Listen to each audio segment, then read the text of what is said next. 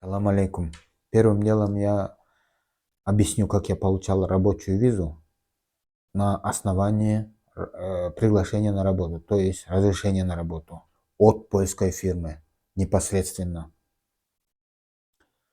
Сначала я пошел на курс, двухнедельный курс, получил корочку в Питере. Потом по этой корочке я уже сделал видео, рабочий процесс, как я варю, как я обрабатываю металл, коротко.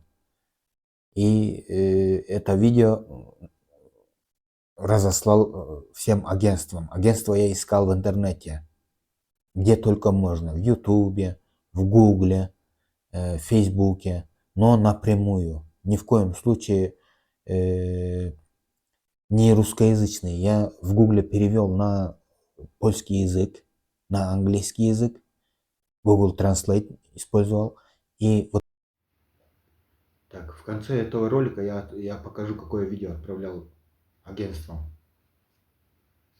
К видео прилагал документы, то есть у меня образование, где работал, вот это коротко. И вот это рассылал по всем адресам, то есть польским.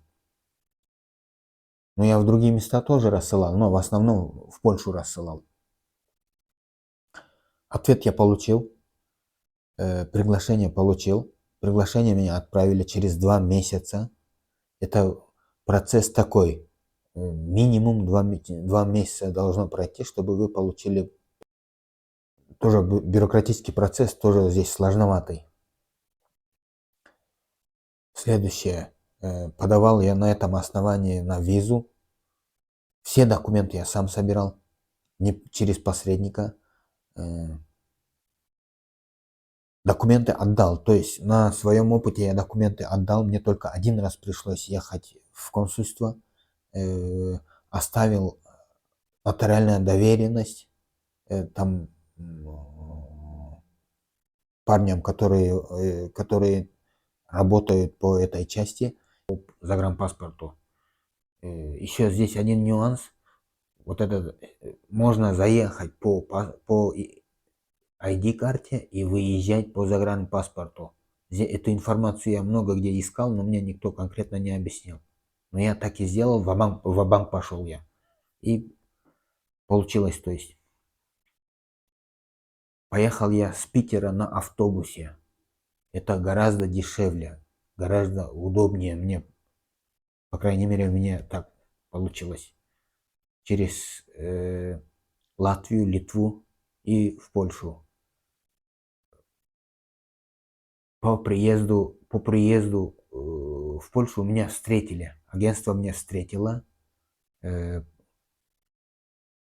Организовало мне жилье. То есть на первое время, пока мне документы...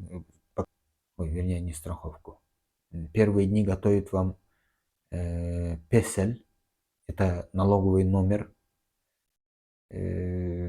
Медкомиссию проходите. Банковский счет открывает.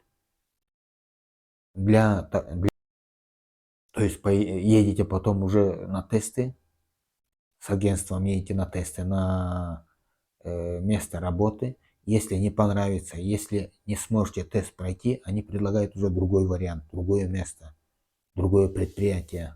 Готовился сварщиком, но здесь востребованы другие профессии тоже. Если у вас есть какая-то профессия, но нету документов, вы обязательно должны приготовить документы, взять корочку и обязательно снять видео, чтобы получить приглашение на работу.